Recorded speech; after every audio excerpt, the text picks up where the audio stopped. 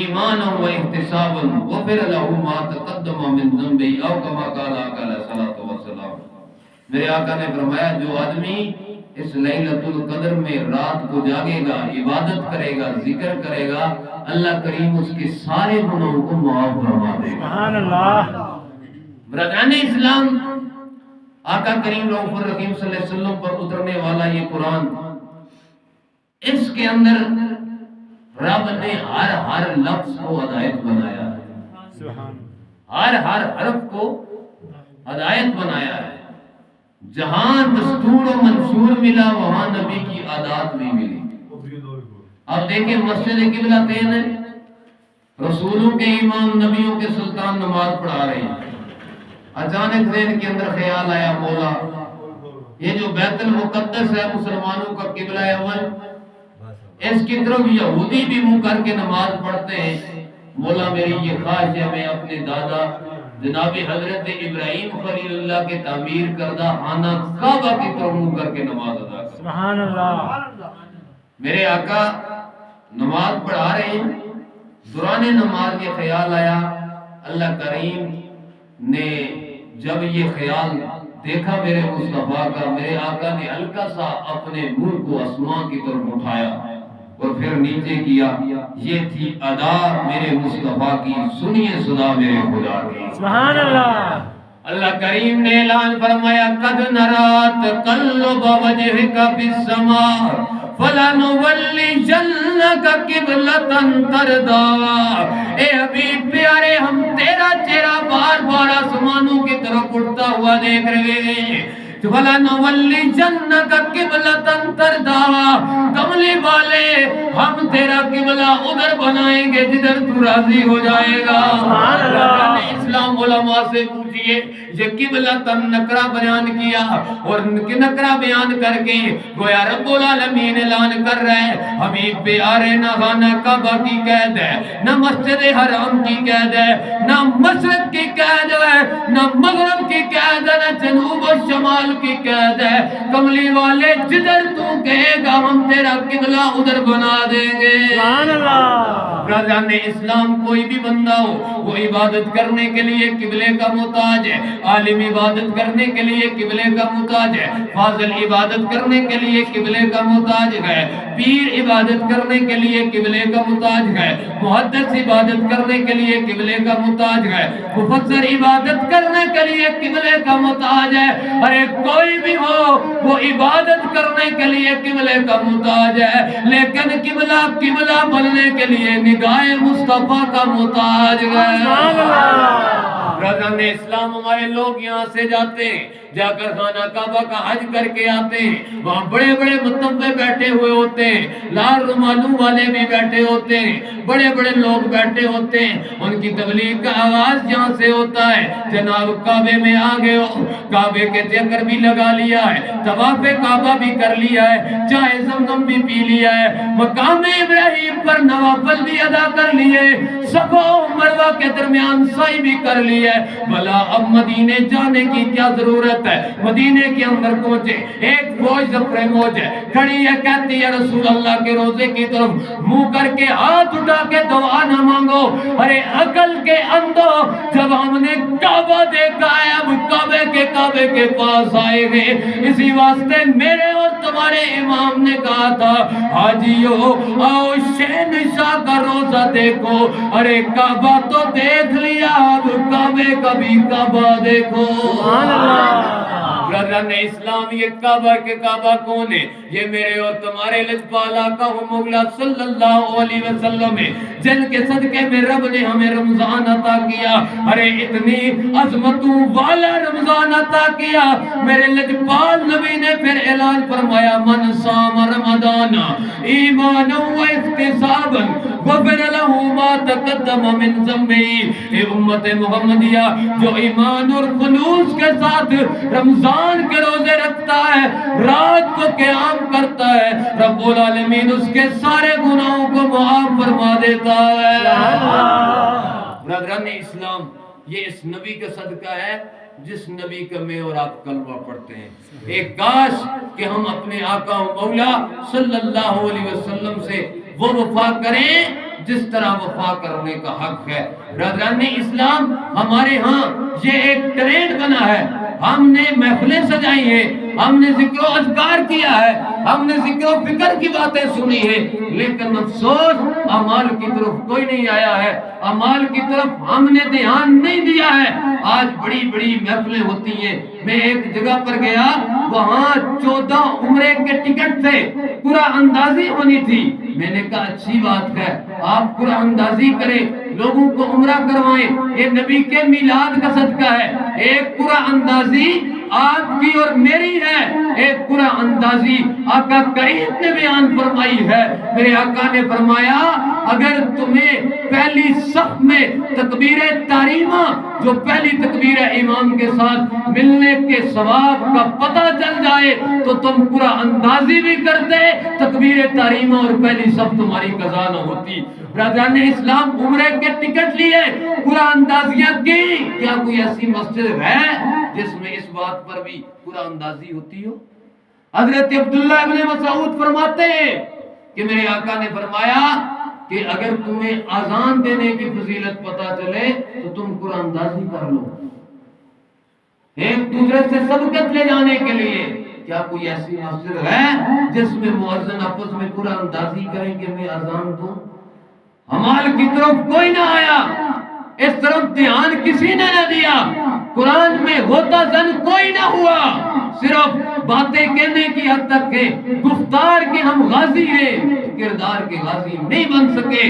جب ہم کردار کے غازی بنیں گے پھر وہ چیز ہمیں سمجھ آئے گی کہ وہ قرآن جو مصطفیٰ کریم پہ اترا، جناب سیدنا صدیق اکبر مدینے کی گلیوں میں اگر قرآن پڑھتے ہیں تو بچے داڑے مار کے رونا شروع کر دیتے ہیں، اور تو مستورات کے ہاتھوں سے آٹا گر جاتا ہے، وہ اس کو گوند نہیں سکتی۔ لوگ آتے ہیں، آ کر مصطفیٰ کریم کی بارگاہ میں یہ شکایت کرتے ہیں، لجپال نبی ابو بکر کو کہو کہ آہستہ آواز میں قرآن پڑھا کرے، ہمارے بچے سہم جاتے ہیں، اس کا لہجہ اتنا میٹھا ہے نا کہ یہ لوگ بے قرار ہو جاتے ہیں۔ میرے آقا نے فرمایا جو میرا ابو بکر کر رہا ہے وہ ٹھیک کر رہا ہے۔ برادران اسلام، کیا وجہ تھی؟ قرآن تو سارے پڑھتے ہیں، وہ قرآن جسے سن کر دل کی دنیا بدل جائے، یہ تاجدار صداقت سیدنا صدیق اکبر کا کوئی غلام بھی کر سکتا ہے۔ یہ حضور نبی رحمت کے، نبی رحمت لجپال نبی کے یہ امتی کر سکتا ہے جس میں آقا کریم کا پیار سمایا ہوا ہو، جس سے آقا کریم محبت کا اظہار کرتے ہو۔ برادران اسلام، اس واسطے میں کہتا ہوتا ہوں قرآن بھی پڑھو، صاحب قرآن سے نسبت بھی رکھو، صاحب قرآن سے تعلق بھی رکھو۔ جو بات ہے کہ ربہ قاری القرآن والقرآن یلعنہ، کہ کتنے قرآن کے قاری ایسے ہیں وہ قرآن پڑھ رہے ہوتے ہیں لیکن قرآن ان پر لعنتیں بھیج رہا ہوتا ہے، ان پر پھٹکار بھیج رہا ہوتا ہے۔ تجوید والوں نے کہا ان کا تلفظ ٹھیک نہیں ہے، کسی نے کہا اس کا مخارج ٹھیک نہیں ہے، کسی نے کیا کہا، لیکن علم الکلام والوں نے یہاں بات کی اور کہا مسئلہ یہ ہے، یہ وہ لوگ ہیں جو قرآن تو پڑھتے ہیں لیکن صاحب قرآن سے ان کا تعلق نہیں ہوتا ہے۔ اس واسطے اگر ہم قرآن پڑھیں تو صاحب قرآن سے بھی ہمارا تعلق ہونا چاہیے۔ صاحب قرآن سے جب ہمارا تعلق ہوگا، جب ان سے محبت ہوگی تو پھر ہمارے دل کی دنیا بدلے گی، کیونکہ جس سے پیار ہوتا ہے انسان اس کی بلائیں لیتا ہے، اس کا یاد کرتا ہے، ہر لمحے ہر سانس میں اس کے اندر سمائی ہوئی ہوتی ہے۔ برادران ملت اسلامیہ، ہم جو عمل کے لحاظ سے کمزور پڑ گئے، ہم کہتے ہیں کہ آج نہیں کل کر لیں گے۔ کتنے قبروں کے اندر جا کے سو گئے، مسجد میں آتے آتے انتظار کرتے کرتے توبہ کی توفیق نہیں ہوئی، لیکن جو میرے نبی کے لڑ لگا وہ کبھی دنیا کی گندگی میں نہیں پڑا ہے۔ میرے آقا کریم نوفر رحیم صلی اللہ علیہ وسلم کے ایک صحابی ہیں حضرت فضالہ رضی اللہ تعالیٰ عنہ۔ آقا کریم کا یہ صحابی اس انداز کے اندر ہے کہ اس کے شب و روز برائی کے اندر گزرتے ہیں، بدکاری کے اندر گزرتے ہیں، بدنگاہی کے اندر گزرتے ہیں۔ یہ کہتے ہیں کہ اپنا واقعہ خود بیان کرتے ہیں کہتے ہیں کہ میں زیادہ رغبت رکھتا تھا بدکاری میں، اور ابو جہل نے مکے کے اندر اعلان کیا کہ جو اس محمد کا صلی اللہ علیہ وسلم معاذ اللہ نقل کفر نباش کہ اس کا سر قلم کر کے لائے گا نا، اس کو 100 سورخ اونٹ انعام دیے جائیں گے۔ جب یہ اعلان ہو گیا نا یہ کہ آج مال بہت کماؤں گا، خنجر تیز کیا، پتہ ہے میرے آقا زور کے بعد خانہ کعبہ کا طواف کرتے ہیں، یہ چپکے سے پیچھے آئے اور میرے آقا کو معاذ اللہ شہید کرنے کے ارادے سے خنجر اپنی بغل کے اندر چھپایا ہوا ہے، میرے آقا کے پیچھے پیچھے، یار جس کی بے نام سر کی قیمت 100 اونٹ لگی ہے، دیکھو وہ نبی ہے کیسا ہے۔ میرے آقا کے پیچھے آئے، میرے آقا نے بغیر بن دیکھے اعلان کیا، فرمایا آپ فضالہ تو کیا آپ فضالہ ہیں؟ جی یا رسول اللہ۔ فرمایا فضالہ کس لیے آیا ہے؟ کیا کام کرنے کے لیے آیا ہے؟ کیوں آیا ہے؟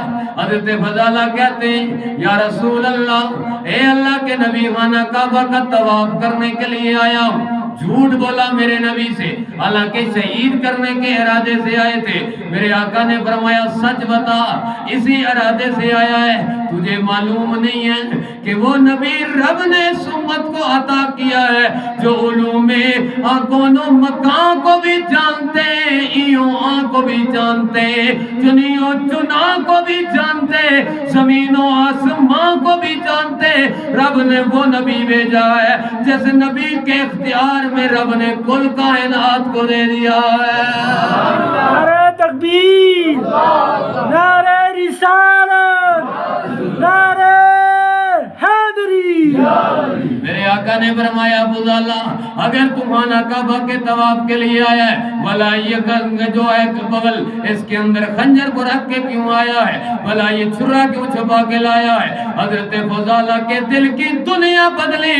ارے جو ابو جہل نے مجھے گائیڈ کیا تھا وہ غلط کیا تھا، ابو لہب غلط کہہ رہا تھا، اس نبی کے لہجے سے بھی پیار چھپکتا ہے، اس نبی کے چہرے سے بھی رب العالمین کا دیدار نصیب ہوتا ہے۔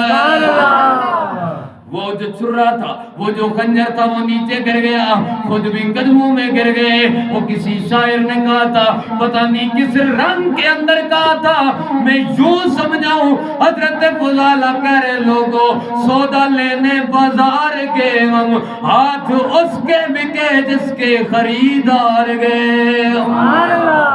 جس کو قتل کرنے کے ارادے سے گئے اس نبی کے قدموں میں گرے، یا رسول اللہ صلی اللہ علیہ وسلم آقا کلمہ پڑھائیے۔ میرے آقا کریم نے اپنا دست مبارک دست شفا حضرت فضالہ کے سینے پر پھیرا نا، دل کی دنیا بدل گئی۔ واپس جا رہے نا سر جھکائے ہوئے، راستے میں جو عورت کھڑی ان کا انتظار کر رہی تھی، اب حضرت فضالہ نگاہیں نیچی نیچی، یہ وہ ہے جس کے شب و روز بدکاری میں گزرتے ہیں، کہا شاید ناز دکھلا ہو رہا ہوگا، تھوڑی دیر کے بعد واپس پلٹ کے آئے گا، یہ تو بڑا انعام لینے گیا تھا۔ جب تھوڑی دیر جا کے حضرت فضالہ نے دیکھا نا عورت نے پیچھے سے آواز لگائی، فضالہ کیا ہو گیا؟ تو مجھے یہ وقت دے کر گیا تھا، آج ہماری ملاقات ہے۔ حضرت فضالہ نے جذبات بڑے لہجے کے اندر کہا، عورت یاد رکھ پہلے تیرا غلام تھا، اب سے رسول اللہ کا غلام ہو گیا ہوں۔ جو رسول کریم کا غلام ہو جاتا ہے وہ گندی چیزوں کی طرف نگاہ کو بھی اٹھا کر نہیں دیکھتا۔ میرا تیرا کوئی رشتہ نہیں ہے، میرا تیرا کوئی ناتا نہیں ہے، ان گندگیوں میں تب تھا جب رسول اللہ کا یارانہ نصیب نہیں ہوا تھا، جب مدینے والے کا یارانہ نصیب ہو گیا ہے، میں نے دنیا کو اپنے پاؤں کی ٹھوکر میں رکھ دیا ہے۔ برادران ملت اسلامیہ، میرے نوجوانوں، جو رسول کریم کا ہو جاتا ہے پھر وہ رسول کریم کی ہر بات کا خیال رکھتا ہے، ہر ادب کا پاس رکھتا ہے، ہر بات پر پہرا دیتا ہے، میرے رسول کی سنت کو زندہ کرتا ہے، میرے کریم نبی کی سیرت کو اپناتا ہے، اعمال میں مواظبت اختیار کرتا ہے، استقامت اختیار کرتا ہے، نہ کہ وہ دنیا کے اندر جکڑا جاتا ہے۔ اسی واسطے میرے سیدی و مرشدی و مولائی وہ عقائد نعمتی حضرت ضیاء الامت جسٹس پیر محمد کرم شاہ الازہری صاحب تفسیر القرآن فرمایا کرتے تھے، بیٹا دنیا میں مثل مرغابی رہو۔ حضور مرغابی کیا مطلب ہے، کیا اس کی مثال ہے؟ فرمایا دیکھیں جب وہ رہتی ہے پانی کے اندر، اس کا بال پانی میں بھگویا ہوا ہوتا ہے، بھیگا ہوا ہوتا ہے، لیکن جب وہ پانی سے نکل کر باہر آتی ہے ایک بوند بھی پانی اس کے جسم پر نہیں ہوتا۔ فرمایا یہ اسلام رسول اللہ کا ہے، یہ دین رسول اللہ کا ہے، اس کے اندر سادھو کی زندگی نہیں ہے کہ اپنا گھر بار چھوڑ دو، اپنا کاروبار چھوڑ دو، اپنے معاملات چھوڑ دو اور جنگل پکڑ جاؤ، سادھو کی زندگی اختیار کرو، اس کی اجازت نہیں ہے۔ فرمایا دنیا میں رہو، بھرپور فائدہ اٹھاؤ، لیکن جب دنیا سے جاؤ تو تمہارے جسم پر دنیا کی گندگی کی ایک بوند بھی موجود نہ ہو۔ جب تمہارا جنازہ اٹھے تو سارے یہ کہہ رہے ہو یہ واقعہ ہی وہ ہے جو دنیا میں رسول اللہ کے غلام بھی تھا اور آج آخرت میں اس کے استقبال کے لیے رب کی رحمت کے فرشتے آئے ہوئے۔ سبحان اللہ۔ ناظران اسلام اس طرف ہمیں آنا ہوگا، اپنے اصلاح حوال کی طرف توجہ دینی ہوگی۔ کتنے نوجوان ہیں جو اس خیال کے اندر کہ کل توبہ کروں گا، منو مٹی کے نیچے جا کے سو چکے ہیں، وہ واپس نہیں آ سکتے۔ اگر آتے تو تمہیں ضرور بتاتے کہ یہ جو فائدے رب نے دیے ہیں ایک رات میں 1000 مہینوں سے زیادہ عبادت کا ثواب مل رہا ہے۔ اللہ کریم جتنے پورے سال گناہگار بخشتا ہے اتنے ماہ سیام کے اندر بخشتا ہے، ماہ رمضان کے اندر بخشتا ہے۔ ایک کاش کہ ہم اس طرف آئیں اور اس طرف آ کر اپنے دل کی دنیا بدلیں اور وہ طریقہ اختیار کریں جو میرے کریم نبی رؤوف الرحیم صلی اللہ علیہ وسلم کے صحابہ نے اختیار کیا۔ برادران اسلام، یہ جو رات ہے اس کی اتنی فضیلت ہے کہ میرے رب کریم نے اعلان فرمایا تنزل الملائکۃ والروح فیہا، فرمایا کہ اس رات کے اندر رب العالمین فرشتوں کو نازل فرماتا ہے۔ چلو اگر آپ پیار سے سن رہے ہیں تو ایک جملہ اور عقیدے کا اس تمنا کے ساتھ کہ کاش تیرے دل میں اتر جائے میری بات، بتلائیے جس رات فرشتے نازل ہوں اس رات کو لیلۃ القدر کہہ کے جشن نزول قرآن منایا جاتا ہے۔ ہر مسجد کے اندر تکمیل قرآن کی تقریب ہو رہی ہے۔ خود اپنے ایمان سے فیصلہ کریں، جس رات آمینہ کا لال تشریف لائے میلاد والی رات، وہ رات کتنی عظمتوں کی حامل ہوگی۔ برادران اسلام، یہ بھی غور کرنے کی بات ہے، رب یہ کہہ دیتا تنزل الملائکۃ والروح فیہا، ملائکہ کہہ دیا، پھر روح امین، حضرت جبریل امین کا الگ سے تذکرہ کرنے کی کیا ضرورت تھی؟ جبریل بھی تو فرشتہ ہے نا۔ دراصل معاملہ یہ تھا، اللہ بتلانا یہ چاہتا تھا یہ فرشتہ بھی ہے، آدم سے لے کر نبی آخر الزمان تک ہر نبی کا صحابی بھی ہے۔ سبحان اللہ۔ اور آپ نے کبھی غور کیا ہو نہ کیا ہو، دعوت فکر دے کے جا رہا ہوں، محشر والے دن رب العالمین نے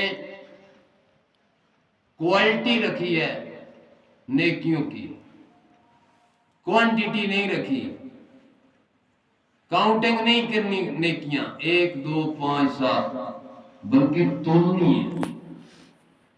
جس نیکی کا وزن زیادہ ہوگا اگرچہ نیکی تھوڑی ہوگی، رب اس کا اجر بوتا عطا فرمائے گا۔ سبحان اللہ۔